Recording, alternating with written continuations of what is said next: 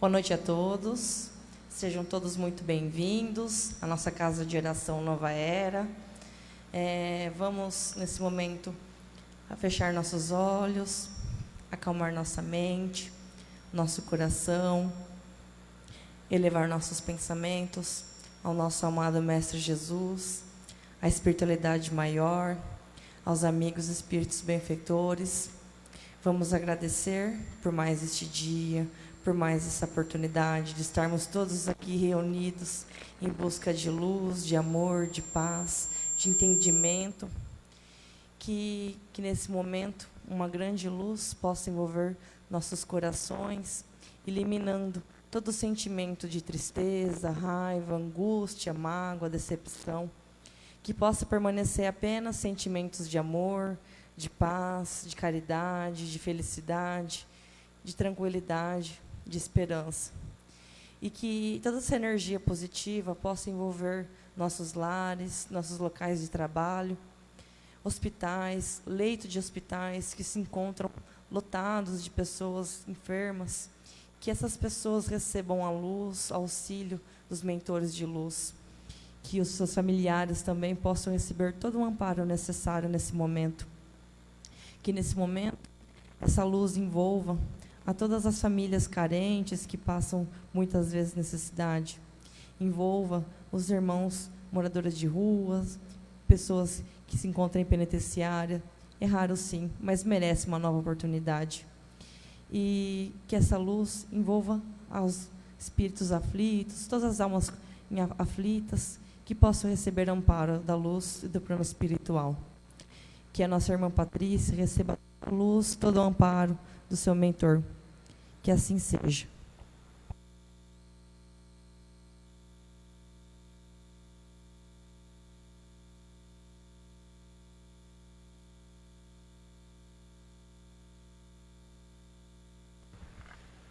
Alô, boa noite a todos. Mais uma vez, sejam muito bem-vindos à nossa casa de oração e aos nossos irmãos internautas que abriram a sua casa para receber a mensagem de Jesus, que também recebam o amor no coração. Bom, quarta-feira passada, não sei se todos estavam aqui, a Sônia colocou um evangelho falando de ser bom, de ser gentil, da corrente do bem. E eu fiquei pensando nesse evangelho durante a semana, como é difícil, né, a gente praticar, a gente ser bom. Às vezes a gente tenta, mas às vezes no meio do caminho a gente dá uma escorregada, às vezes a gente esquece e age com os nossos instintos, com o nosso primitivismo. E muitas vezes a gente precisa de uma motivação de fora para exercitar essa bondade que tem dentro da gente.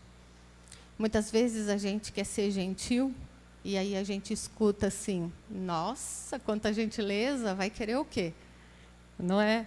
E a gente acaba achando que você ser gentil, fazer assim, levar um cafezinho para alguém, servir, ser educado, deixar passar na frente, é interesse. E muitas vezes a gente quer ser bom também, e aí a gente é visto como bobo, né? Ah, pede para ela, faz, ela não fala não. Então, eu trouxe uma reflexão aqui que diz assim: Senhor, o que quereis que eu faça? E quando a gente pensa em ser bom, a gente tem que pensar em Jesus. E muitas vezes, essa frase, né? Senhor, o que quereis que eu faça? Eu vou falar por mim, eu não sei vocês. Mas como é difícil a gente falar para Jesus o que Ele quer que a gente faz. Muitas vezes a gente já vai com o pedido pronto. Senhor, eu queria isso. Senhor, eu queria aquilo. Senhor, eu quero fazer isso. Senhor, eu quero fazer aquilo. A gente nunca pergunta o que quer que eu faça. O que Ele quer de mim. O que Ele espera de mim. E eu me deparei que para a gente fazer isso, a gente tem que deixar Jesus entrar na nossa vida. A gente tem que pensar em Jesus não como uma lenda, uma história, mas como o mestre, o guia. Dentro da doutrina espírita, isso é meu. Eu tenho 3 ícones que eu sempre me direciono e lembro deles. Allan Kardec, Maria Madalena e Paulo de Tarso. Allan Kardec, porque ele sempre me mostra assim, que nunca é tarde para a gente começar alguma coisa. Allan Kardec, depois dos 50 anos, começou a decodificar a doutrina espírita. E é um momento que a gente já está pensando, quando eu me aposentar, eu quero fazer isso, quero fazer aquilo. E ele começou a servir o Cristo, assim, com toda a sua verdade, depois dos 50. Então, eu tenho sempre Kardec na minha mente. Maria Madalena, porque ela foi julgada pela sociedade. Ela foi quase apedrejada, porque ela levava uma vida diferente, a vida dela era diferente. Então, Maria Madalena me mostra que não importa o que os outros falam de você. Quando você tem Jesus do teu lado, quando você se propõe a mudar, você consegue. E Paulo de Tarso, que é o meu preferido. Todo mundo aqui conhece a história de Paulo? Não sei se todo mundo conhece ou não. Muitos, às vezes, não estudam, não frequentam a casa com mais assim, mas a gente sempre menciona Paulo.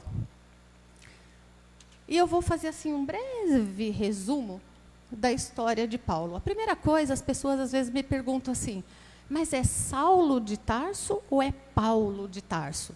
Para a gente resumir, é assim. Antes dele conhecer Jesus, dele aceitar Jesus, ele era Saulo da cidade de Tarso. E depois que ele recebe Jesus, que ele aceita Jesus, ele se transforma em Paulo. Então, eu vou falar Paulo aqui, então vocês já sabem que eu estou falando da mesma pessoa. Então, quem era Saulo de Tarso? Saulo era um homem duro, austero, inteligente. Ele era visto na época como bom partido. Ele estudava, ele estava pronto para ser o doutor da lei, um sumo sacerdote. Ele era um defensor ferrenho das leis de Moisés. E ele levava os costumes e as tradições judaicas na linha, na risca. Ele fazia justiça.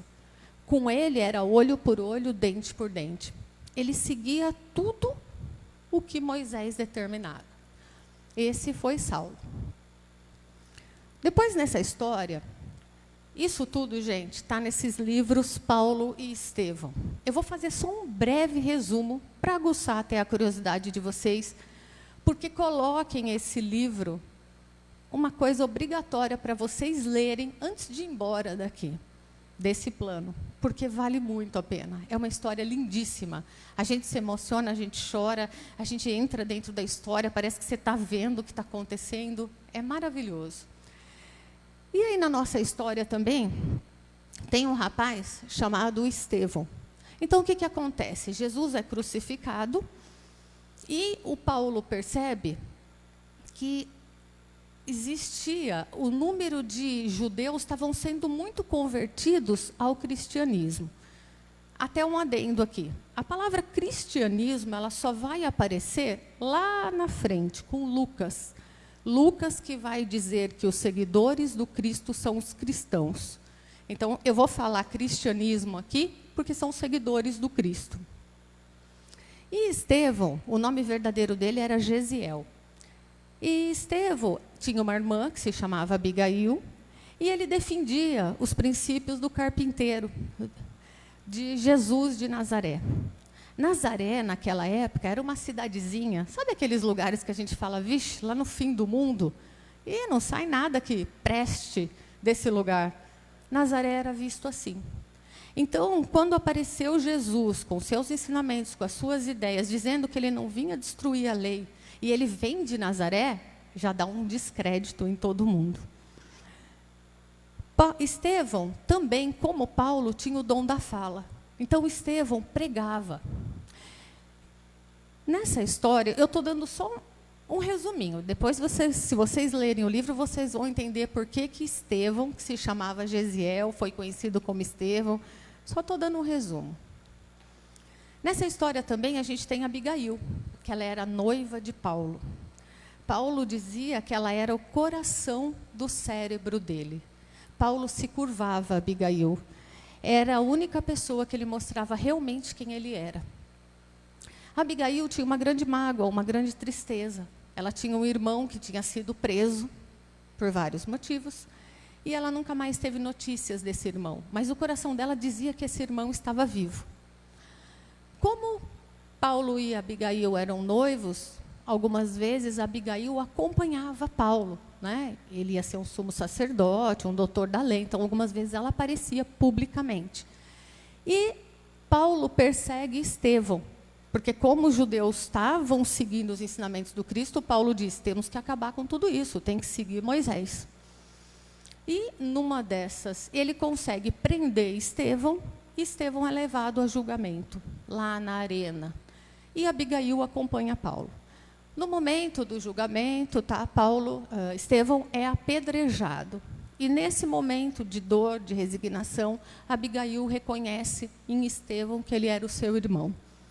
E ela pede para Paulo parar, é interrompido, só que Estevão já está muito debilitado, né? Levou muitas pedradas, é retirado. E nesse momento Abigail corre até Estevão, né, chorando, reconhecendo o irmão. E Estevão olha para Paulo e diz que ele o perdoava. A descrição desse trecho do livro, gente, não tem quem não chora. Até o coração mais duro, mais peludo chora. É muito lindo, é muito lindo. Então, Estevão diz que ele perdoa Paulo e que como Paulo era um ferrenho seguidor de Moisés, que a hora que Paulo conhecesse Jesus, Paulo seria um ferrenho defensor de Jesus. Bom, resumo da ópera. Estevão acaba partindo, falece. Paulo rompe o noivado com Abigail, porque ele se sente muito culpado com o que aconteceu. Abigail adoece, fica muito mal, né? Entra numa depressão profunda, porque ela reconhece o irmão, perde o amor da vida dela. E aí entra na nossa história Ananias, que é um seguidor do Cristo, que vem até Abigail e a converte ao cristianismo. Então, Abigail, antes dela partir, ela perdoa Paulo, ela entende, ela compreende, ela sabe que ele é o amor da vida dela e que isso vai continuar em outro local. E ela sabe que Paulo tinha uma missão aqui. Bom, vocês imaginam, né, como é que ele não estava. Ele ficou com mais raiva, com mais ódio desse tal de cristianismo, dos seguidores de Cristo. E aí, naquela fúria, naquela raiva, porque ele perdeu o amor da vida dele, a vida dele virou de ponta cabeça, porque ele se sentia culpado com tudo aquilo, ele resolve, eu vou atrás de Ananias. E ele planejou ir atrás de alguns discípulos do Cristo e Ananias. E ele fica sabendo que Ananias está em Damasco. Eu acho que todo mundo já ouviu falar da estrada de Damasco, né? E o que acontece na estrada de Damasco? Quando Paulo está quase chegando em Damasco, ele e mais 3 pessoas que o seguiam, ele vê um clarão e o cavalo ou o camelo, cada texto diz uma coisa, o animal pula, Paulo cai no chão, na areia quente, e ele fica assim, totalmente perdido. Paulo vê aquele clarão, fica meio tonto, meio aturdido. Quem estava com ele acha que ele está tendo uma insolação, que ele está delirando, e de repente, do meio daquele clarão, ele escuta uma voz. Saulo, Saulo, por que me persegues? E ele, meio confuso, responde, quem é, Senhor? Ele não sabe o que está acontecendo. E aí uma voz mansa, toda cheia de magnetismo, envolvendo Paulo daquele jeito, diz, eu sou Jesus. E naquele momento que Paulo escuta isso, então o Cristo estava vivo, como que pode? Então o Cristo era real, existia, Jesus existia. Naquele momento ele cai em terra, cai, as suas convicções.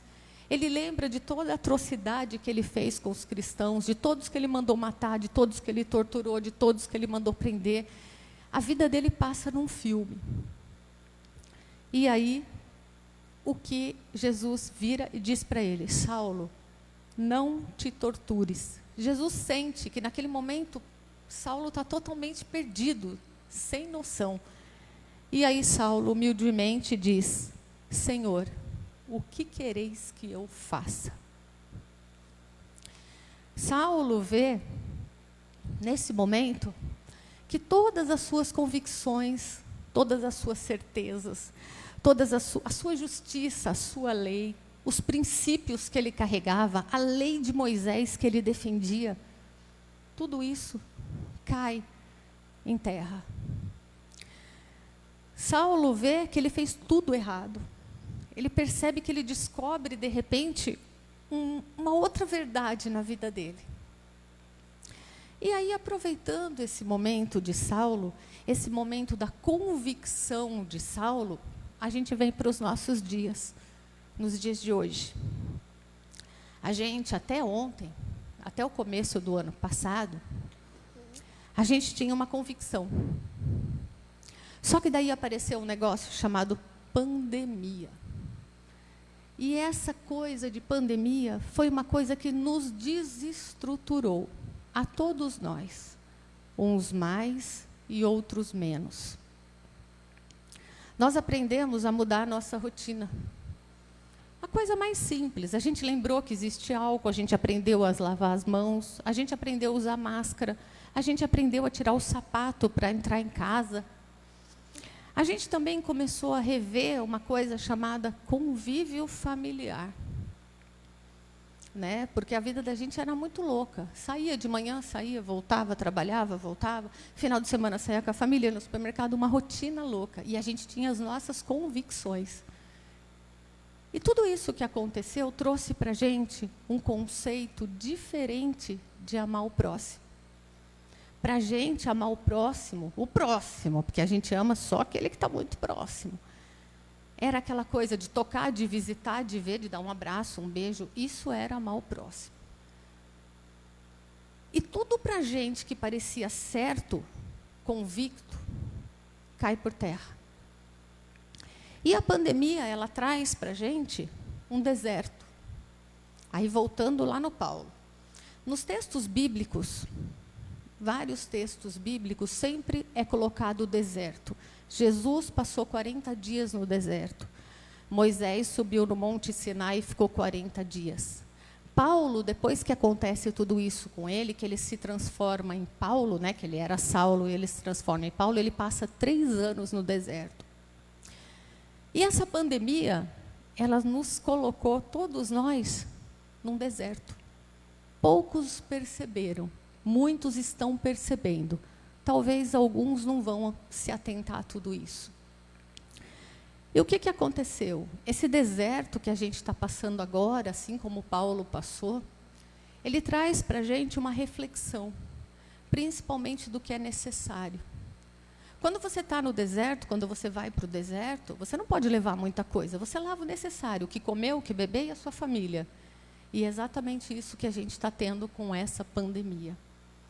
A gente aprendeu a olhar um pouco mais a nossa essência.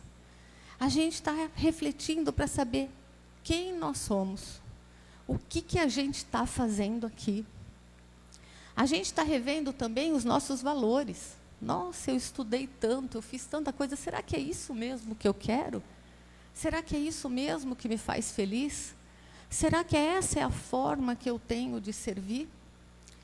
E é muito engraçado que essa pandemia vem, né, nos tira da nossa zona de conforto, lança cada um no seu deserto da família, no seu deserto pessoal, e ela mexe com tudo.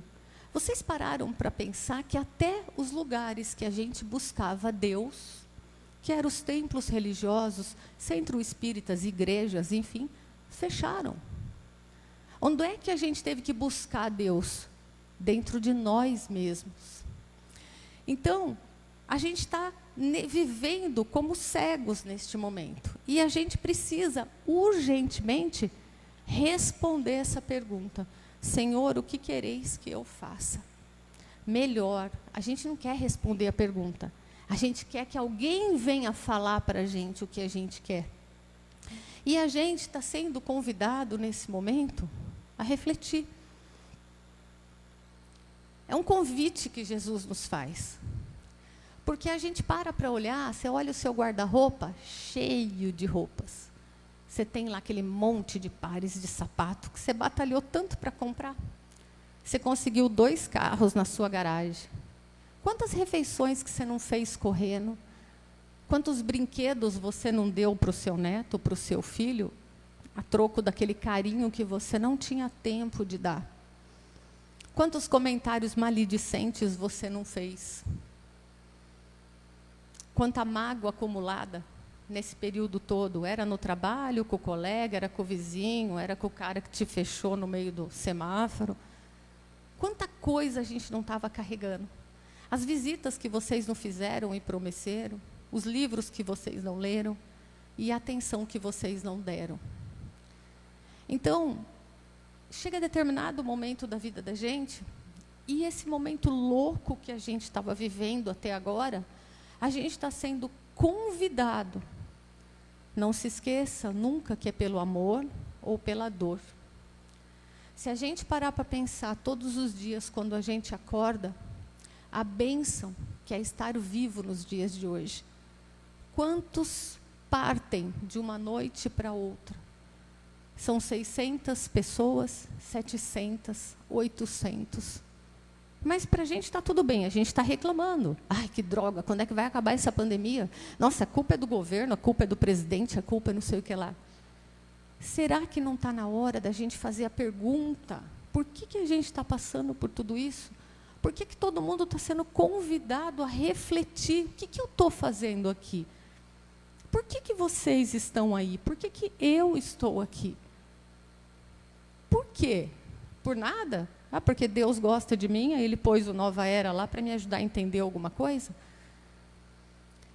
Então, para eu quase fechar aqui o meu evangelho, Jesus fala, me recebe e deixa eu entrar na sua vida.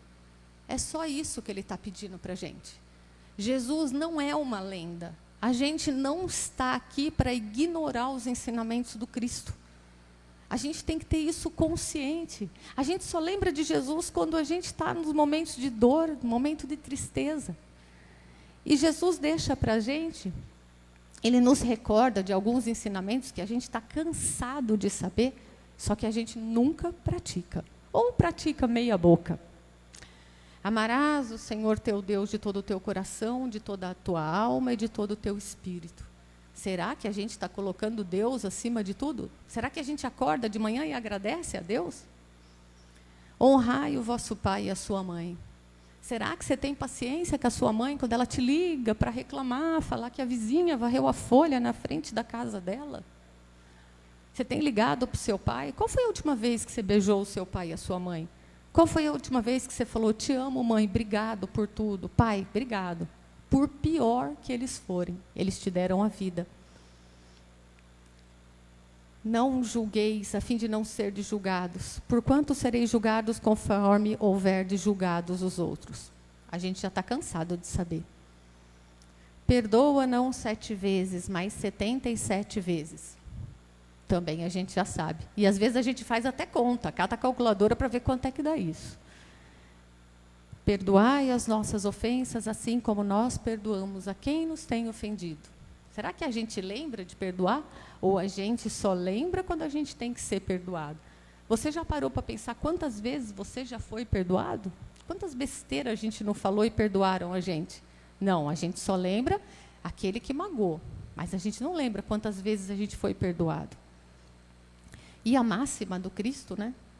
Amarás o teu próximo como a ti mesmo. Para fechar o meu evangelho, eu vou convidar vocês para fazer um exercício facinho.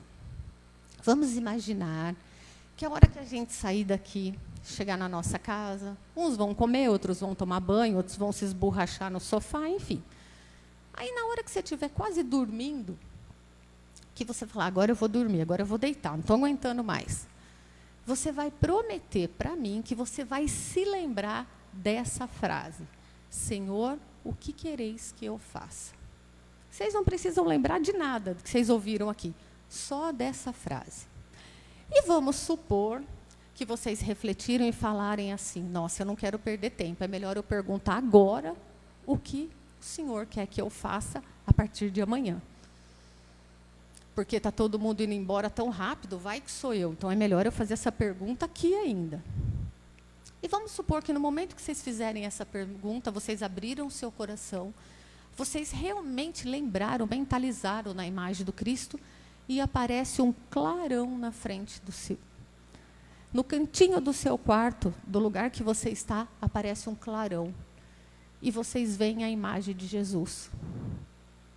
Eu sei que parece uma história, mas não é. Porque se a gente sentir, a gente consegue sentir a força disso.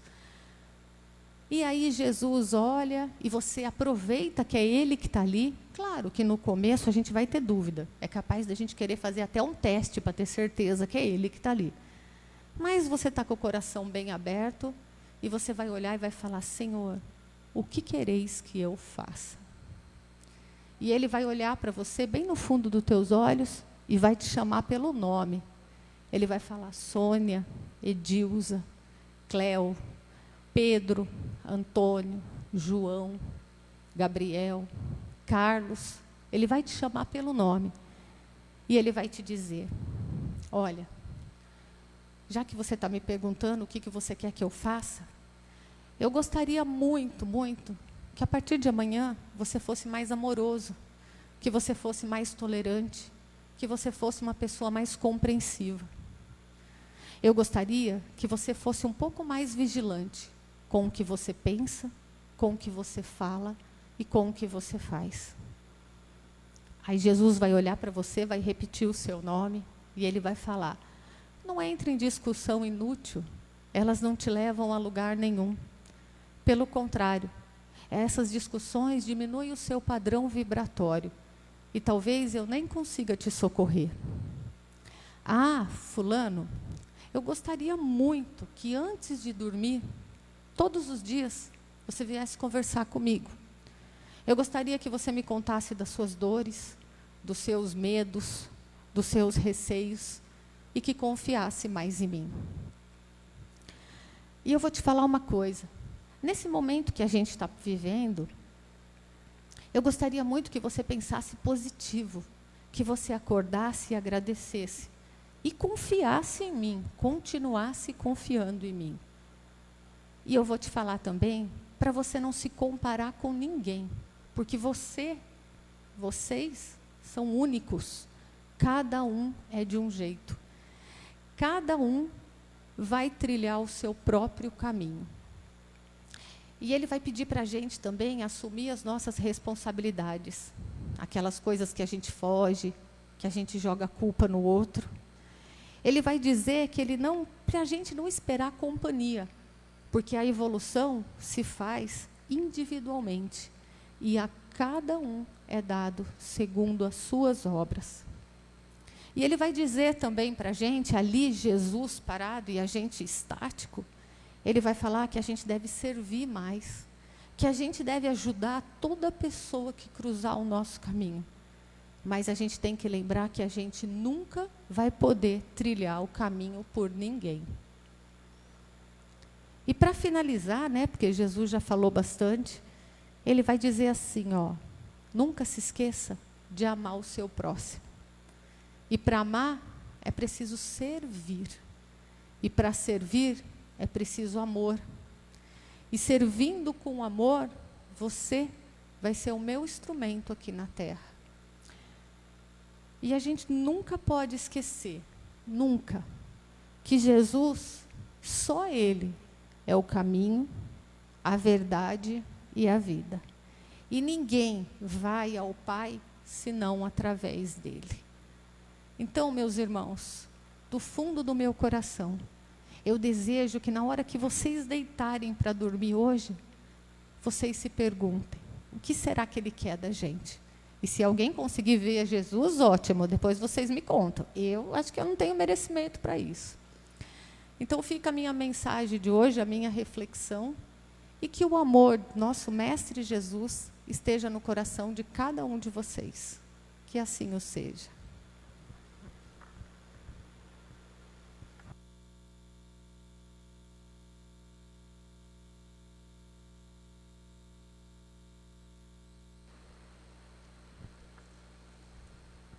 Trinta e um.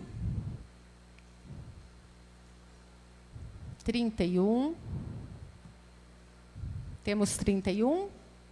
Na mensagem tem o número 14. Temos 14. 50.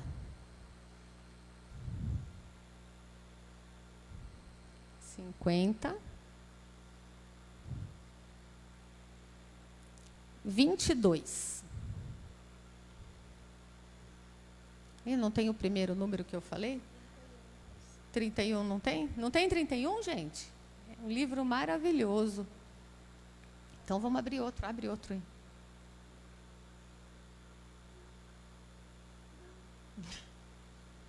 Acho que ninguém quer esse livro, hein? 35. Tem 35? Olha só.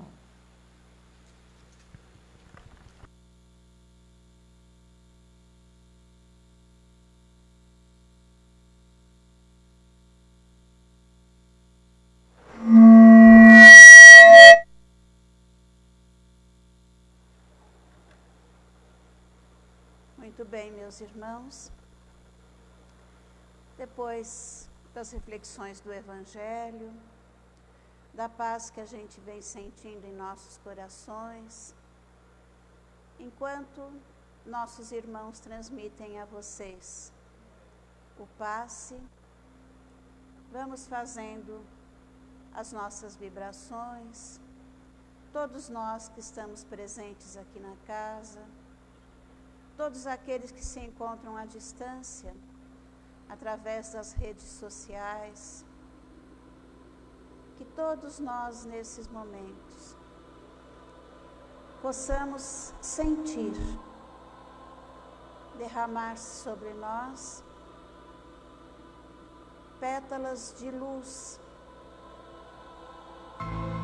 que se derramam sobre nós e se transformam em bênçãos, que nos acalmam,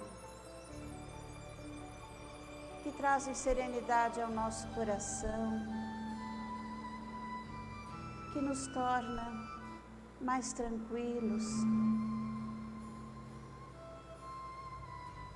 que nos leva para mais próximos de Jesus, nosso Mestre, de Deus, nosso Pai, que carinhosamente enviam todos esses irmãos da espiritualidade maior para socorrer a cada um de nós.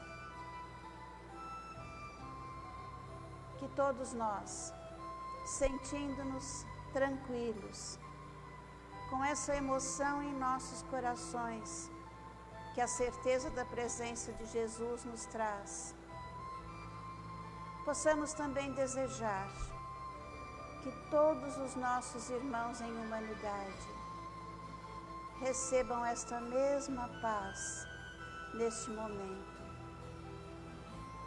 Que todos os nossos irmãos vivam em seus corações a harmonia, a paz, a compreensão, para que todos os povos possam harmonizar-se, se entenderem, seguirem os ensinamentos de Jesus, em especial o amar ao próximo e fazer a ele tudo aquilo que gostaríamos que nos fizessem,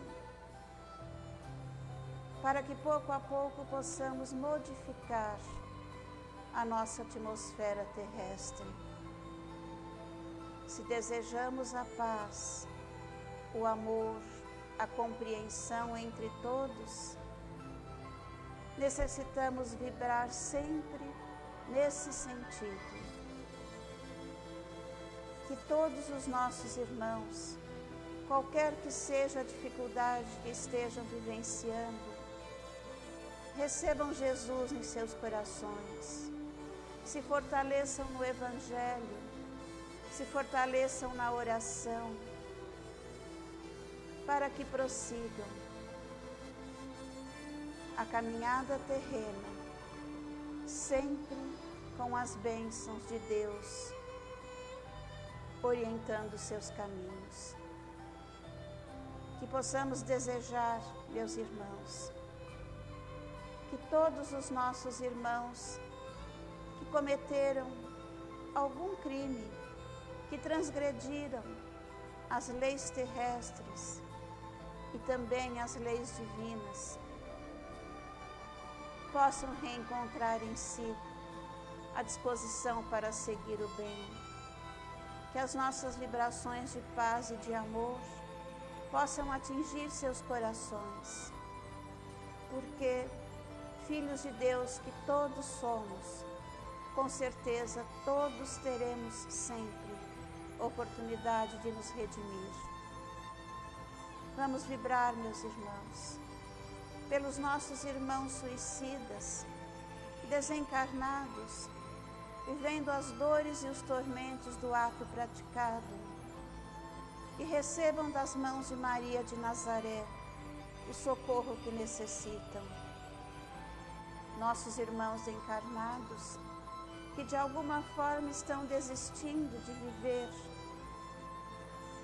que reconheçam Jesus novamente, trazendo a importância da vida, da força, para que superem suas dificuldades e prossigam sempre. Vibremos, meus irmãos, pelos nossos lares, nossos familiares, nosso ambiente de trabalho, nossos chefes, subordinados, companheiros de tarefa, todos aqueles com os quais cruzamos no dia a dia, onde estivermos, que possamos levar o sorriso fraterno, o sentimento de amor, a paz e a fraternidade. Que possamos seguir sempre, meus irmãos, orando por todos os que necessitam de nós, orando por nós mesmos, não rogando a Jesus novas chances, mas orando que Ele nos dê mais trabalho, que Ele nos mostre o caminho para seguirmos em paz, servindo ao próximo, como Ele sempre desejou que o fizéssemos. Que Jesus nos ampare, nos abençoe e proteja, e que possamos seguir para os nossos lares, levando a paz que aqui recolhemos. Pedimos mais uma vez a vocês que permaneçam em seus lugares, até que alguém indique a vocês o momento de se levantarem e de seguirem para os seus lares. Que Jesus nos abençoe a todos.